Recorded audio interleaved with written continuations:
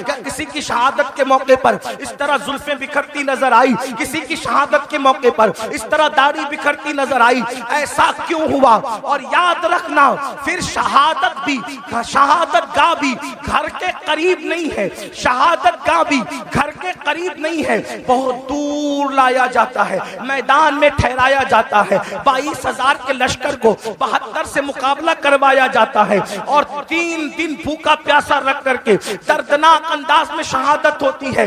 वजह क्या थी? मैं फलसफे शहादत नहीं बयान कर रहा हूं, सिर्फ अपने जवानों की तवज्जो चाहता हूं। करबला सुनने के लिए आने वालों, करबला की दास्तान सुनने के लिए आने वालों, इमाम हुसैन का पैगाम सुनने के लिए आने वालों, मुझे बताओ कोई ये कह सकता था कुरान और अहले बैत को आका ने छोड़ा है तो कुरान तो मुझे पढ़ना नहीं आता? तो गोया के बताया जा रहा है जिसको कुरान पढ़ना नहीं आता, जो कुरान नहीं जानता, वो करबला में किरदार हुसैन देख ले, उसको समझ में आएगा कि कुरान का तर्जुमा क्या है। कुरान ताकों में रखा जाता है, हुसैन को कंधों पे बिठाया जाता है, कुरान नमाज में पढ़ा जाता है, लेकिन हुसैन के लिए सजदे तवील कर दिए जाते हैं। कुरान मिंबर पर से उसका पैगाम पहुंचाया जाता है, हुसैन के लिए मिंबर छोड़ के जमीन पे आया जाता है, कुरान को सीने से लगाया जाता है, हुसैन को जबान चुसाया जाता है। गोया के कुरान को जबान पे रखा जाता है और जबान पर हुसैन को रखा जाता है। अंदाजा तो फरमाए किस तरीके से खूबसूरत अंदाज है। अल्लाह अकबर, जिस सीने में कुरान आ जाए वो सीना रोशन हो जाता है। और अल्लामा अब्दुल रहमान जामी लिखते हैं, हुसैन पाक इतने खूबसूरत थे कि रात के अंधेरे में जब गलियों में चलते थे तो चेहरे से ऐसी रोशनी निकलती थी कि उस रोशनी में लोग सफर तय करते हुए नजर आया करते थे।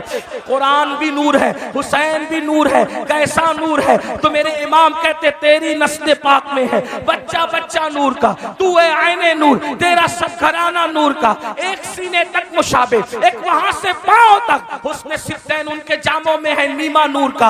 अब मुझे बताओ, अल्लाह के रसूल फरमा रहे हैं 2 भारी चीजें छोड़ के जा रहा हूं, इनको पकड़ना गुमराह नहीं हो सकते। एक कुरान है, दूसरी मेरी अहले बैत है। इमाम मैदान में आए और मैदान में आने के बाद वक्त का सबसे बड़ा मुजरिम, वक्त का सबसे बड़ा गुंडा, वक्त का सबसे बड़ा पलीद, वक्त का सबसे बड़ा दीन का दुश्मन यजीद पलीद लईन के सामने मुकाबले के लिए खड़े हुए। अब जरा तवज्जो करना मुसलमानों, गौर करना, मेरी कौम के जवानों गौर करना। इमाम अली मकाम अला जद्दी वाली सलाम मिशन लेकर करबला में आए। कौन सा मिशन? दीन को बचाने वाला मिशन। कौन सा मिशन? दीन के तहफ्फुज का मिशन। कौन सा मिशन? शरीयत के तहफ्फुज का मिशन। कौन सा मिशन? गलबे दीन का मिशन। अब आपसे पूछना चाहता हूं मेरे आका अलैहिस्सलातु व तस्लीम के प्यारे दीवानों, अल्लाह के रसूल फरमा रहे 2 भारी चीजें छोड़े जा रहा हूं, एक कुरान है, दूसरी मेरी अहले बैत है। और फिर अहले बैत से मोहब्बत के बारे में इतनी तालीम दी, इतनी तालीम दी,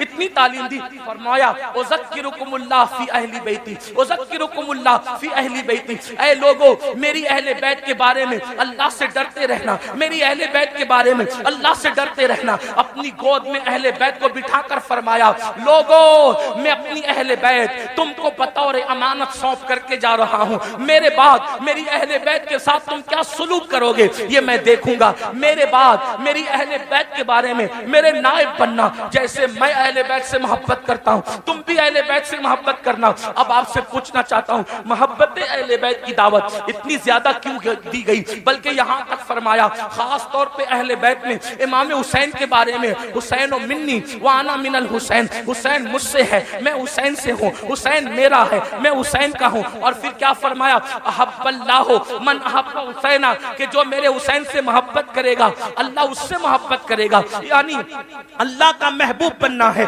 तो मेरे हुसैन से मोहब्बत करो। अब आपसे पूछना चाहता हूं, ऐ अहले बैत से मोहब्बत करने वालों, अहले बैत से प्यार करने वालों, आप मुझे बताओ जिस चीज से जिसको मोहब्बत होती है वो उसकी नकल करता है। मिसाल के तौर पर अगर किसी बंदे को किसी आलिम से मोहब्बत है तो वो आलिम की नकल करेगा, किसी को क्रिकेटर से मोहब्बत है वो क्रिकेटर की नकल करेगा, किसी को हीरो से मोहब्बत है वो हीरो की नकल करेगा, किसी को बाप से मोहब्बत है वो बाप की नकल करेगा, किसी को माँ से मोहब्बत है वो वो माँ की नकल करेगा, किसी को टीचर से मोहब्बत है वो टीचर की नकल करेगा। गर्ज के मोहब्बत इंसान को नक्काल बना देती है। जो जिससे मोहब्बत करता है उसी के अंदाज में चलता है, उसी के अंदाज में बोलता है, उसी के अंदाज में सोच बनती है, उसी के अंदाज में फिक्र बनती है, उसी के अंदाज में तखज्जुलात और तसव्वुरात का माहौल क्रिएट होता है। आपसे पूछता हूँ, ऐ अहले बैत से मोहब्बत का दावा करने वालों, मेरे आका ने तो ये फरमाया जो मेरे हुसैन से मोहब्बत करेगा वो अल्लाह का महबूब बन जाएगा।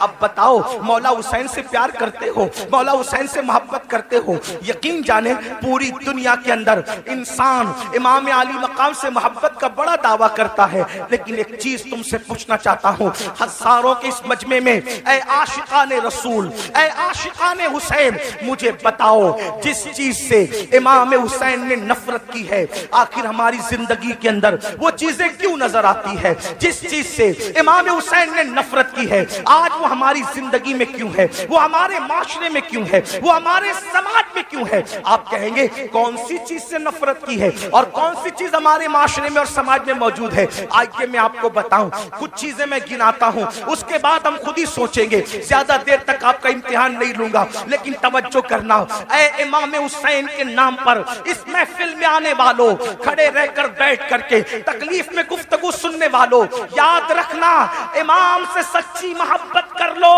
क्योंकि इमाम की मोहब्बत का सिला क्या है? आका इरशाद फरमाते हैं, जो मेरी अहले बैत से मोहब्बत करेगा जन्नत में जहां मैं मोहम्मद रहूंगा, अहले बैत से मोहब्बत करने वाले भी मेरे साथ रहेंगे। सुभान अल्लाह, सुभान। इस मोहब्बत का नाराए रिसालत अल्लामा सैयद अमीरुल कादरी साहब क़िबला, इस मोहब्बत का सिला क्या है?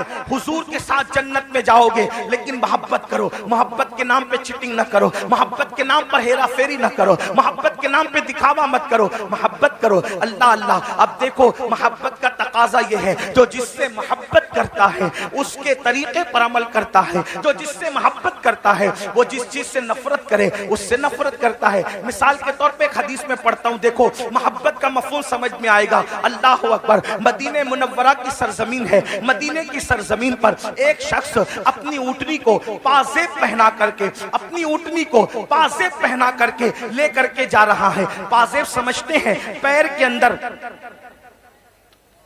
बैठ जाओ आप लोग, बैठ जाओ।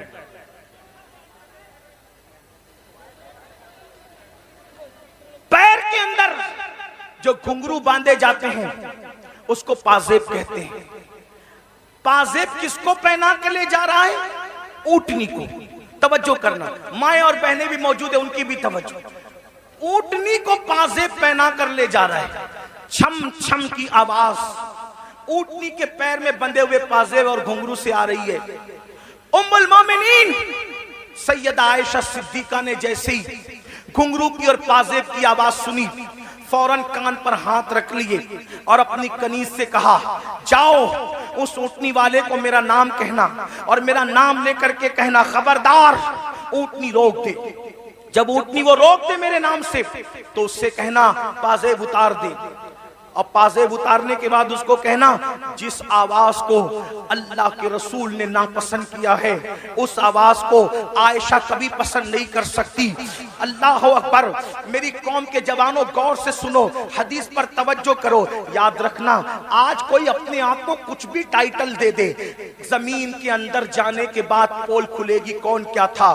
जबान से बड़े बड़े दावे करने वालों, अल्लाह से डरो। अल्लाह के यहाँ अदल है, अल्लाह के यहाँ इंसाफ है, अल्लाह के यहाँ चेक करने का मामला है। अब आदमी अपने आप को जो चाहे कह ले। अल्लाह अकबर। ऊँट के पैर में पाजेब बंधे हैं, उन पाजेब के बारे में उम्मुल मोमिनीन ने कान पर हाथ रख लिया। कनीज जाती है, जा करके उस ऊँटनी वाले से कहती है, ए ऊँटनी वाले, ए शुतरबान, याद रख उम्मुल मोमिनीन का हुक्म है, ऊँटनी को रोक दे और पाजेब निकाल दे। अम्मा जान का हुक्म कौन टाल सकता था? उसने फौरन ऊँटनी रोक दी। ऊँटनी रोकने के बाद पाजेब निकाल दिए। निकालने के बाद आया उम्मुल मोमिनीन के पास, अम्मा जान आपने पाजेब निकालने का हुक्म दिया। उम्मुल मोमिनीन कहती है, ऐ शुतरबान, ऐ ऊँट चराने वाले, जिस आवाज को मेरे महबूब ने नापसंद किया है उस आवाज को मैं कैसे पसंद कर सकती हूँ? जो आवाज मेरे महबूब को तकलीफ पहुंचाती थी, उस आवाज को मैं कैसे पसंद कर सकती हूँ, इसलिए पाजेब में घुंघरू न डाल और उसको ऊंट के पैर में न डाल। तो वो कितनी सादगी से कहता है, देखो लोग कितने सादा होते हैं, बड़ी सादगी से कहता है अम्मा जान ये ऊंटनी तो जानवर है, जानवर को घुंघरू पहनाने पर क्या गुनाह हो सकता है। अल्लाह अकबर, तवज्जो करें, अम्मा जान ऊंटनी तो जानवर है, तो जानवर पे तो कोई शरीयत का हुक्म नहीं है, जानवर को पाजेब पहनाने पे क्या हो सकता है। उम्मुल मोमिनीन का जवाब सुनो, फरमाती है नादान, ऊंटनी तो जानवर है जानवर, मगर तू तो जानवर नहीं है, तू तो इंसान है। जिस चीज को हमारे महबूब ने नापसंद किया है, मोहब्बत का तकाजा है कि उस चीज को हम भी नापसंद करें। अब आपसे पूछना चाहता हूं, हुसैन के नाम पर बच्चे, जान, माल सब कुर्बान करने की बात करने वाले मेरे जवान, मुझे बता कि यजीद बांसुरी की आवाज सुनता था, यजीद ढोल की आवाज सुनता था। मौला हुसैन इस गैरत के साथ आए थे कि जो आवाज मौसीकी और म्यूजिक की मेरे नाना को नापसंद थी, यजीद प्रमोट कर रहा है। हुसैन ने उसको नापसंद करते हुए उस आवाज के खिलाफ एहतजाज रिकॉर्ड कराया, एहतजाज दर्ज कराया, घर के घर लुटाया। हुसैन पाक से मोहब्बत करने वालों, बताओ ये जो कानों में एयरफोन लगाकर रोजाना गाना सुन रहे हो, कारों में सफर करते हुए जो गाने सुनते हो, और वो भी इतने गंदे गंदे गाने जो इंसान की शहवत को उभारे, जो इंसान को गुनाहों पे उभारे, क्या भूल गए रसूलुल्लाह सल्लल्लाहु अलैहि वसल्लम का फरमान। अल्लाह के रसूल फरमाते हैं बारिश के बरसने पर जैसे सब्जा पैदा होता है, वैसे म्यूजिक की आवाज की वजह से इंसान के दिल में निफाक पैदा होता है। मैं ये तो नहीं कहता कि लोग मुनाफिक हो गए, मगर अल्लाह के रसूल फरमा रहे हैं म्यूजिक सुनोगे तो दिल में निफाक पैदा होगा। और निफाक किसको कहते हैं? जबान पर कलमा है और दिल में कुफ्र है, ये निफाक है। निफाक किसको कहते हैं कि जबान पे कलमा हो और दिल में कुफ्र हो। और ये किससे पैदा होता है? ये म्यूजिक की वजह से। बताओ, शादियों में म्यूजिक बजाते हो, गाड़ियों में म्यूजिक बजाते हो, और अल्लाह अकबर रात के 2-2, 3-3 बजे तक म्यूजिक में डूबे रहते हो। जानते हैं म्यूजिक का अंजाम क्या है? अल्लाह के सच्चे रसूल तुम्हारे और मेरे आका मुस्तफा जाने रहमत सल्लल्लाहु अलैहि वसल्लम फरमाते हैं, जिसने दुनिया में म्यूजिक की आवाज सुनी होगी, जिसने दुनिया में गानों की आवाज सुनी होगी, क़यामत के दिन उसके कान में शीशा पिघला करके डाला जाएगा। ऐ मेरी कौम के जवानों, अपने घर के गरम के हुए तेल को अगर कान में डालो और तेल ज्यादा गर्म हो जाए तो आदमी उसको बर्दाश्त नहीं कर पाता। अपने आप पे रहम करो, तुम मुसलमान हो, मुसलमान। नबी ने जो कह दिया वो हक है, नबी ने जो कह दिया वो सच है। जहन्नम की आग से, जहन्नम की आग पर पिघलाया हुआ शीशा जब कानों में डाला जाएगा, उस वक्त क्या बनेगा? मुसलमान होना, कलमा पढ़ा हो, कलमा पढ़ा है ना, तो कलमे का तकाजा तो पूरा करो। यजीद और हुसैन में फर्क क्या है? यजीद कलमा पढ़ के कह रहा है सब चलता है, और हुसैन की फिक्र ये है सब नहीं चलेगा, सिर्फ मेरे नाना की शरीयत चलेगी। सुभान अल्लाह, सुभान अल्लाह। अब जाजपुर वालों मुझे बताओ, तुम कौन से मुसलमान बनना चाहते हो? यजीद की फिक्र वाले या इमाम हुसैन की फिक्र वाले? इमाम हुसैन। यजीद कह रहे कलमा पढ़ो सब चलेगा, हुसैन पाक कहते सब नहीं चलेगा, सिर्फ मेरे नाना की शरीयत चलेगी। किसके साथ हो? आज कहते हो अरे सब चलता है, ये तो यजीद की बोली है। जिना करो सब चलता है, यजीद की बोली है। शराब पियो सब चलता है, यजीद की बोली है। मस्जिदें वीरान करो फिर भी जन्नत में जाएंगे, यजीद की बोली है। हुसैन पाक की ये बोली नहीं है। हुसैन पाक कह रहे सिर्फ एक चीज चलती है, बस वो मेरे नाना की शरीयत है, मुहम्मदुर रसूलुल्लाह की शरीयत है। आओ, बर्दाश्त नहीं कर सकता कोई भी अल्लाह की अज़ाब। आका फरमाते जहन्नम की आग का बना हुआ शीशा गाना सुनने वालों के कान में डाला जाएगा। और एक बात आपको कहूं, आज पूरी दुनिया में अगर तवज्जो है, आप शोर नहीं कर रहे तो मेरी बात में तवज्जो है, जो शोर कर रहे उन्हें करने दे। मैं तो इतना ही कहूंगा कि इमाम हुसैन की महफिल है, अल्लाह की अता से हुसैन देख रहे हैं, कौन चुप है, कौन सुन रहा है, कौन शोर कर रहा है, बात अपनी अपनी। और उनकी महफिल में आने वालों, नाम हुसैन का मामला यह है, हुसैन पाक का नाम लो तो तकदीरें बदल जाती है। हाँ, ये कोई मुशायरे की महफिल नहीं है मेरे भाई। हाँ, ये कोई ओट और नोट की तकसीम की महफिल नहीं है मेरे भाई। ये मौला हुसैन की महफिल है। जो बादशाह दुनिया का बादशाह नहीं था, वो बादशाह गर, जिसको प्यार से देख लिया उसको बादशाह बना दिया, जिसको प्यार से देख लिया उसको ताज अता कर दिया। गौर से सुनो, करबला सुनने आए हो। आज पूरी दुनिया में मुसलमानों के घर खतरे में। दिन को घर अच्छा भला नजर आता है, शाम होते होते वही घर जमीन में धंस जाता है, जमीन बोस कर दिया जाता है। लोग कर रहे हैं, अमेरिका में कर रहे हो, कनाडा में कर रहे हो, बर्तानिया में कर रहे हो, हमारे मुल्क में कर रहे हो, जो कर रहे गलत कर रहे। मैं उनकी तायद नहीं कर रहा क्योंकि वो मेरे सामने है नहीं, मैं उनसे कोई बात नहीं करूं। मैं बात तो आपसे करूंगा क्योंकि आप मेरे सामने बैठे। जो सामने ना हो उससे बात करना बेवकूफी है। जब वो सामने होंगे अल्लाह तौफीक देगा तो उनसे भी बात करेंगे, लेकिन आपसे बात कर रहे हैं। मगर उनसे भी दो जुमले कहता हूं इसलिए कि दीवारों को कान होते हैं। अल्लाह करे इन दीवारों के कान के जरिए किसी के कान तक बात पहुंचे। लोगों को पता होना चाहिए कि जो चूंटी का घर उजाड़े, चूंटी का, अल्लाह चूंटी का घर उजाड़ने वालों के भी घरों को वीरान कर देता है। इंसान के घरों के दुश्मन न बनो। अगर तुम किसी के नशेमन पे बिजली गिराओगे तो अल्लाह तुम्हारे नशेमन को भी खाक में मिला देगा। ताकतवर तुम नहीं हो, ताकतवर सिर्फ अल्लाह है।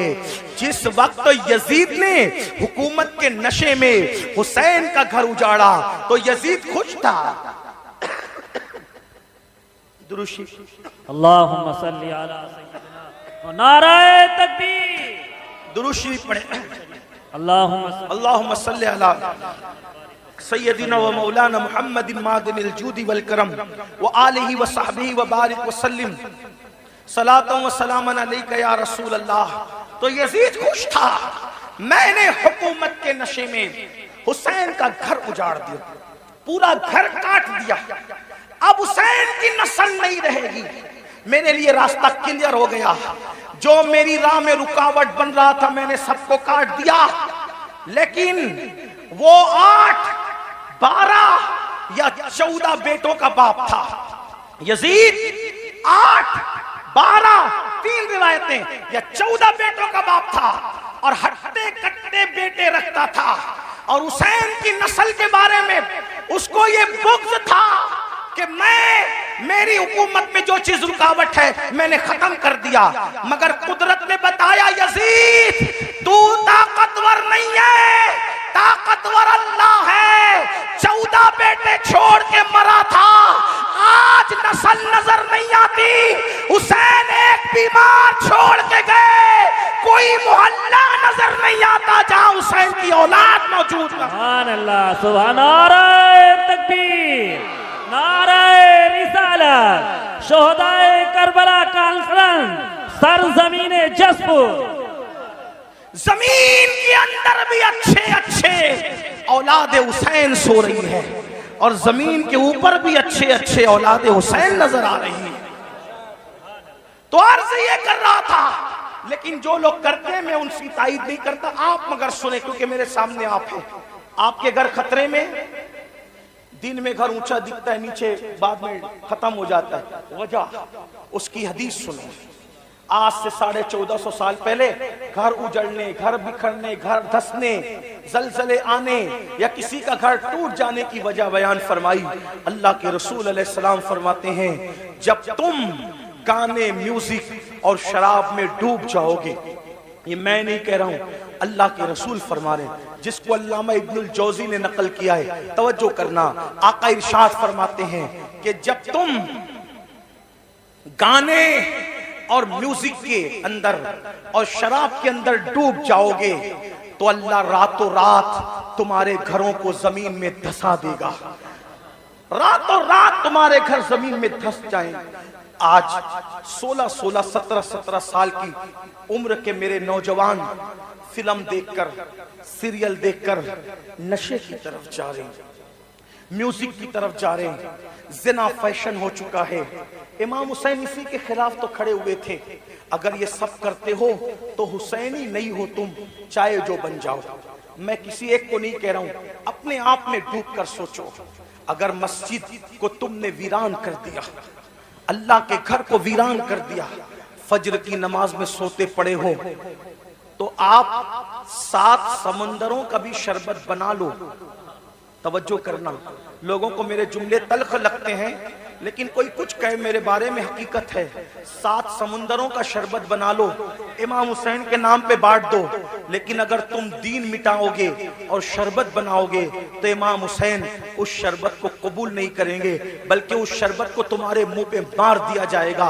लेकिन अगर तुमने बिल फर्ज सारी जिंदगी शरबत बनाया भी नहीं, शरबत पिलाया भी नहीं, हत्ता के शरबत का नाम भी नहीं लिया, लेकिन इमाम हुसैन जिस दीन को बचाने चले थे, अगर उस दीन की हिफाजत के लिए तुमने कुर्बानी दी तो इमाम हुसैन क़यामत में तुम्हें सीने से लगाएंगे। मेरे अजीज, मेरे भाई, आओ इमाम हुसैन के मिशन की तरफ तवज्जो करें। तो अर्ज ये कर रहा था, आजकल 16, 17 साल की उम्र के मेरे नौजवान इसी तरह शराब की तरफ, जिना की तरफ, जराइम की तरफ, म्यूजिक और गानों की तरफ जा रहे हैं, मस्जिदों को वीरान कर चुके हैं। मेरे अजीज भाई, अल्लाह के अजाब को दावत न दे, अल्लाह के गजब को दावत न दे। ये जो आप सोचते हैं ना कि हम लोग कुछ भी करेंगे जन्नत में चले जाएंगे, हम कुछ भी करेंगे हम आखिरत में कामयाब हो जाएंगे, मेरे भाई, मेरे अजीज, ये दुनिया है दुनिया, ये दुनिया मक्कार है, ये दुनिया गद्दार है, ये दुनिया बेवफा है। इस दुनिया से दिल न लगा, तू कुछ भी कमाएगा,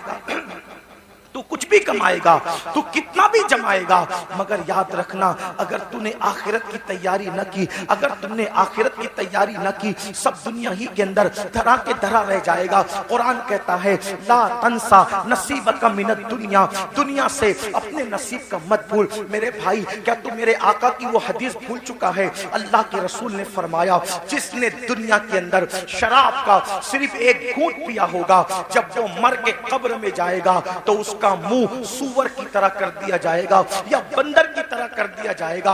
आओ मेरे भाइयों, एक बुजुर्ग के हाथ पर एक कफन चोर ने तौबा की थी। अल्लाह अकबर, दिल के कानों से सुन लेना। एक कफन चोर ने एक बुजुर्ग के हाथ में तौबा की थी। उस बुजुर्ग ने उस कफन चोर को तौबा करवाई और तौबा करवाने के बाद कफन चोर से पूछा, ऐ कफन चोर, अब तू मेरे हाथ में तौबा कर चुका है, तूने कितने कफन चुराए? उसने कहा, हुजूर, मैंने तो हजारों मुर्दों को नंगा किया, उनके कफन चुराए। मुसलमानों के कफन चुराए? जी, मुसलमानों के कफन चुराए। तो उस बुजुर्ग ने कहा, सच सच बताना ऐ कफन चोर, सच सच बताना कि तूने जब मुर्दों के कफन चुराए तो कितने मुर्दे थे जिनके चेहरे मरने के बाद कब्र में किबले की तरफ थे?